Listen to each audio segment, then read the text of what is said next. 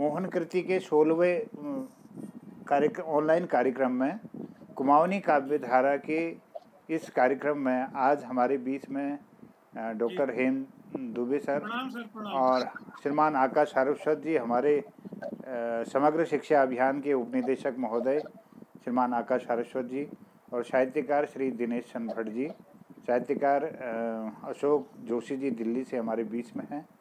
मैं आप सभी का हार्दिक स्वागत करता हूं। तो आज इस कार्यक्रम की शुरुआत में मैं निवेदन करना चाहता हूं श्रीमान आकाश सारस्वत सर से कि वो अपने आशीर्वचनों से हम सब का उत्साह वर्धन करेंगे और एक दिशा हम सब को देने की कृपा करेंगे। श्रीमान आकाश सारस्वत सर, स्वागत है महोदय, स्वागत। जोशी जी, बहुत बहुत धन्यवाद।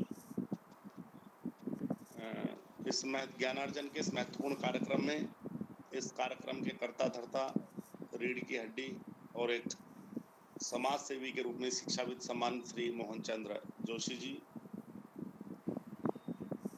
दिनेश भट्ट जी, हेम दुबे जी, अशोक जी, सभी का मैं स्वागत करता हूं, अभिनंदन करता हूं। और दिनेश भट्ट जी की चिंता बड़ी जायज है कि श्रोता नहीं है, ये वास्तविक बात है, इसमें कोई दो राय नहीं है। लेकिन श्रोता में खुद को ही बनना पड़ेगा, श्रोता की बाहर से ढूंढने, क्योंकि दरअसल जब तक हमारा साहित्य उपादेय नहीं होगा, जब तक हमारी कार्य व्यवहार, हमारा आचरण, हमारी बातें एक दूसरे से सामने नहीं रखेंगी और वो उपादेय नहीं होंगी, तो निश्चित रूप से बहुत मुश्किल होता है श्रोताओं का। मुझे तो याद आ रहा है गरुड़ का वो टाइम जब मोहन जोशी जी अपने यहाँ पत्रकार साहित्यकार समिति की बैठक किया करते थे, 4-5 आगे बैठते थे, जो सामने बैठते थे, वही श्रोता होते थे और वही वक्ता होते थे। ये पुरानी बात है निश्चित रूप से। और जब हम परिवर्तन की बात करते हैं तो कोई भीड़ कभी परिवर्तन नहीं करती, कुछ चुनिंदा लोग ही परिवर्तन करते हैं समाज में। भीड़ तो पीछे पीछे चलती है, बस भीड़ का काम होती है जहां उसे लाभ दिखाई दे, उत्तेजना में आए, वो पीछे पीछे चल पड़ेगी। आज का बड़ा महत्वपूर्ण दिवस है, 2 अर्थों में दिवस है।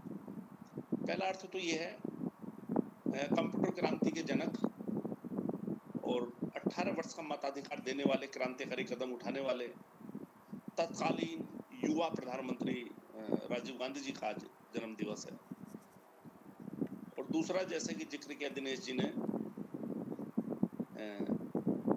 चंद्र कुंवर बर्थवाल जी, जो कि उत्तराखंड के एक महत्वपूर्ण हस्ताक्षर रहे हैं, उनका भी जन्म दिवस है। निश्चित रूप से ऐसे पुण्यात्माओं से हमें काफी सीखने की जरूरत है, काफी प्रेरणा लेने की जरूरत है।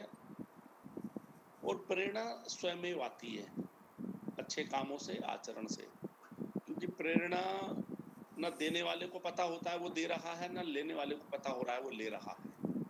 वो अनायास ही प्राप्त हो जाती है। और कौन सी बात कब किसके दिल को लग जाए कुछ नहीं कहा जा सकता।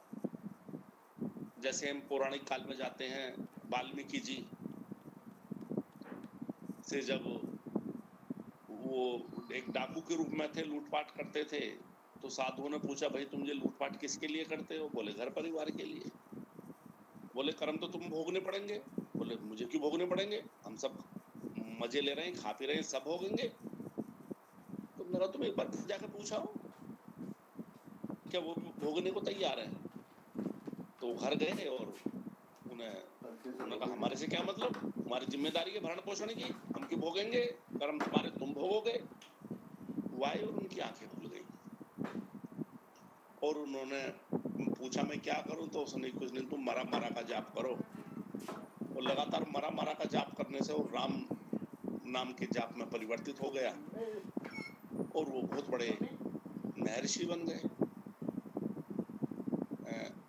कालिदास जो वज्र मूरख थे, उन्हें भी कुछ बात लगी, वो वज्र मूरख से बड़े विद्वान बन गए।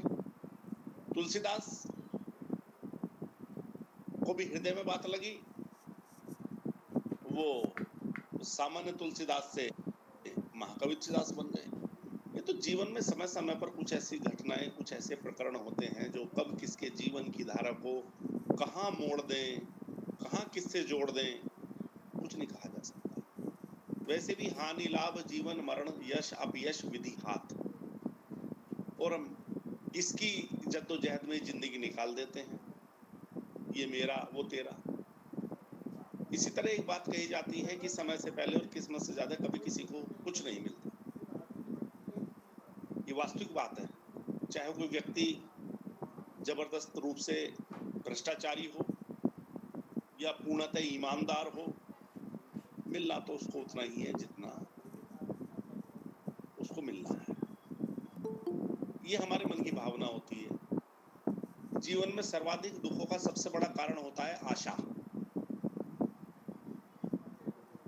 हमारी बहुत बड़ी कमी होती है, हम लोग जीवन में खुद कुछ नहीं कर पाते, वो अपने बच्चों से आशा करते हैं कि वो करेंगे, और ये एक बहुत बड़ा दुख होता है।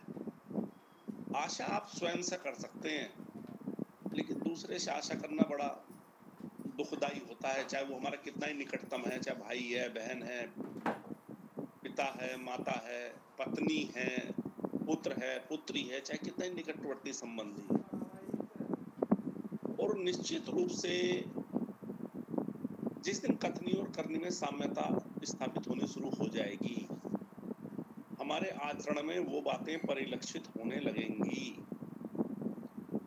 निश्चित रूप से तब वक्ता कम होंगे और श्रोता ज्यादा होंगे। ये वास्तविक बात है। जोशी जी का बड़ा अनुपम प्रयास है ये। मैंने तो जोशी से पहले भी बोला था कि किरोला जी का विशेष आग्रह रहता है और उस कार्यक्रम में भी जुड़ना पड़ता है,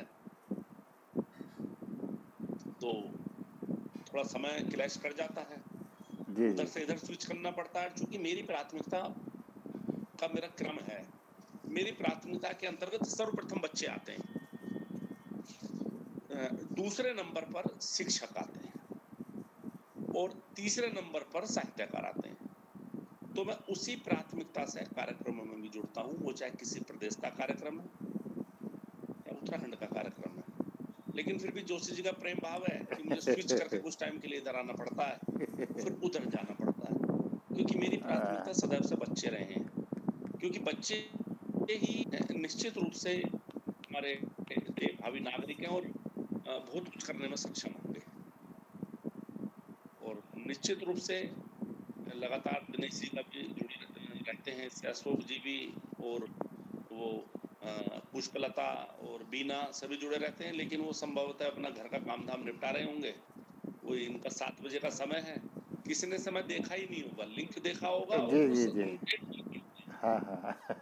सर प्रणाम, एक बिना आ गई है। प्रणाम सबको प्रणाम। हाँ प्रणाम बीना सर, मैडम। बीना भी आएंगी, बीना तो कई हैं, बीना भट्ट भी हैं, फुलेरा भी हैं, ये बीना भट्ट दिखाई दे रही हैं। तो मेरे कहने का तात्पर्य जब परिवर्तन होता है तो उसमें कुछ व्यवधान होता ही है। हम एक अभ्यस्त हो जाते हैं कि मोहन जोशी जी का कार्यक्रम है, समय नहीं देखेंगे, डेट देखेंगे और लिंक देखेंगे बस, और देखेंगे है क्या।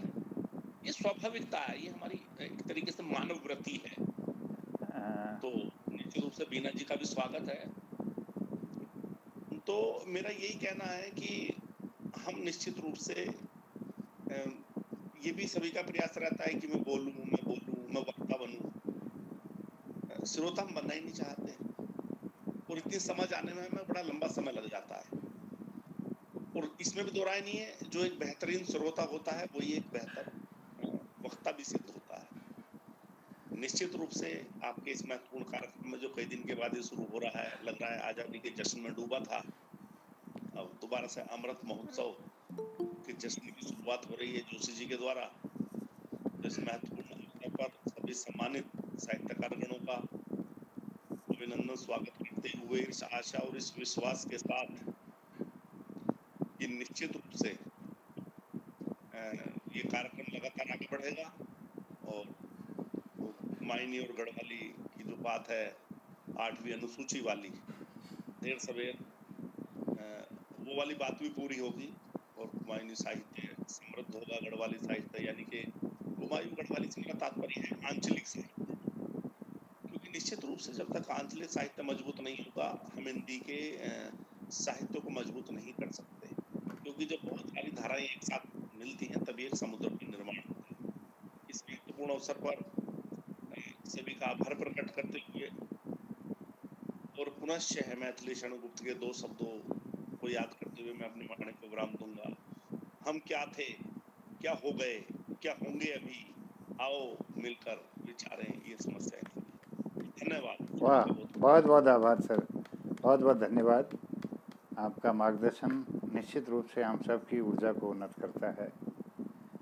मैं आज के इस कार्यक्रम में कुमाऊनी काव्य धारा में सभी साहित्यकारों का आज मैं स्वागत करूँ कि आज साहित्यकारों संख्या ज़्यादा छू और समय हम लगिल करे छी थोड़ा 6 बजी बटी और ये मैं हमार बीना बड़शिलिया